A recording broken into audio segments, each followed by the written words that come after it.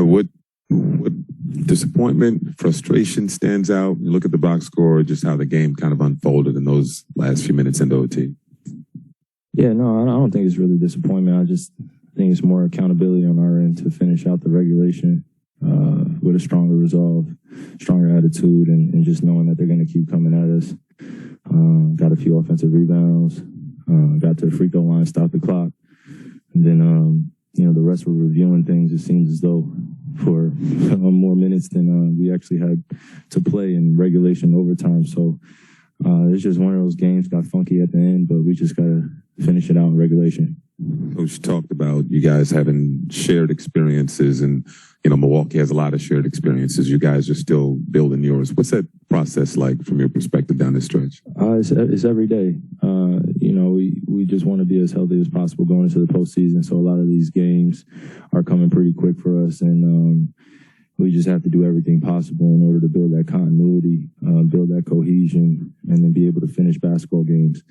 We do things pretty well for the first three quarters. In that fourth quarter, we just have to be a veteran ball club. That's, obviously that takes time, but and getting to know one another. So we give that as credit, but as hoopers, we just know when it's winning time. We just got to buckle down on both ends of the floor. So. Kyrie, touching this a little bit, but the offensive rebounds, the turnovers, is there a certain part of the game where you thought hurt you guys more than the others? It was a full 48-minute game as I look at it. We'll shoot, including overtime. And there were things that we could have controlled tonight. And, of course, you can look at the turnovers, but I think one of the stats that really points out for me is just the free throws, the difference in it. Whether that's on the refs or whether that's on our aggression. I think that's one of the things that we can control a little bit better, and then also just responding the right way to the way that Milwaukee's playing. They're playing pretty physical. I think they were a little reckless at times, just on a lot of their fouls, or a few of their fouls. I won't say a lot of their fouls. That's who they are, but I just think it was just reckless sometimes. Kyrie, you guys gave up 123 to the Pistons the other day, and the Bucks come in there overtime. They only get 120. Can you just talk about the difference in effort in the two different games, and what led you guys to playing inspired today? I can't call it inspired basketball. I just think, as a professional in this league, there are going to be games where you're on top of your game, and then there are going to be others where your effort is going to have to get you the win rather than your talent.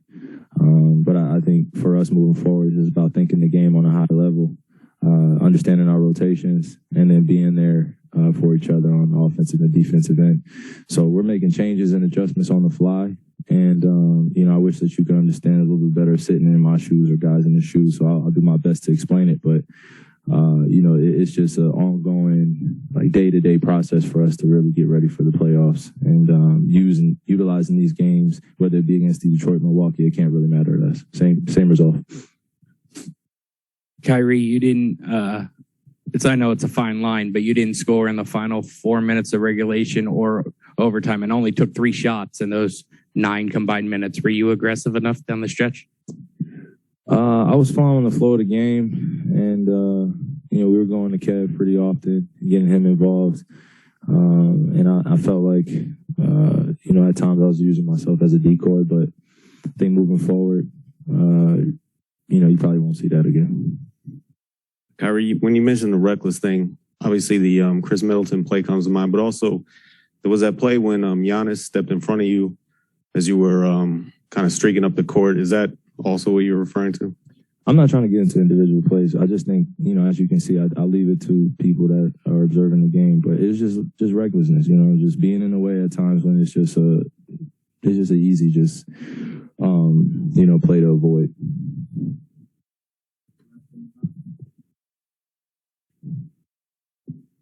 A couple quick ones for you. First, how would you describe Giannis's performance tonight?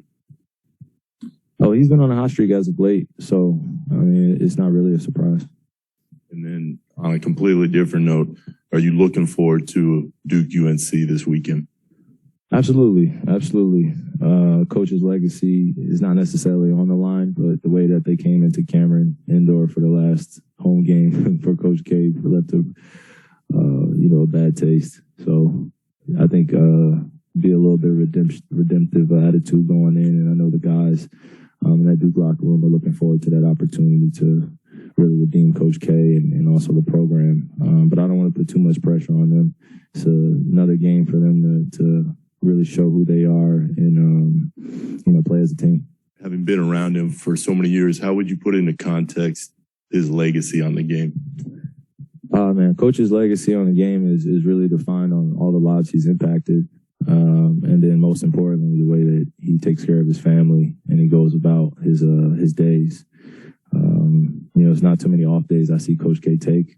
And that's whether that's being in the community and helping out or being in the locker room and being there for guys on court and off court.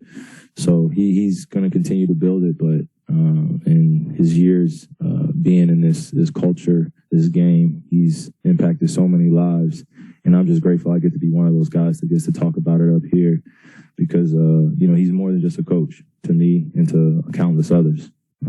When he first recruited me when I was 16, 17 years old, I thought the guy was brilliant, but I thought he was a little crazy.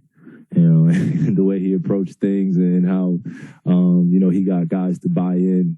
At the time, I was just an egotistic little kid at St. Patrick's High School in Elizabeth.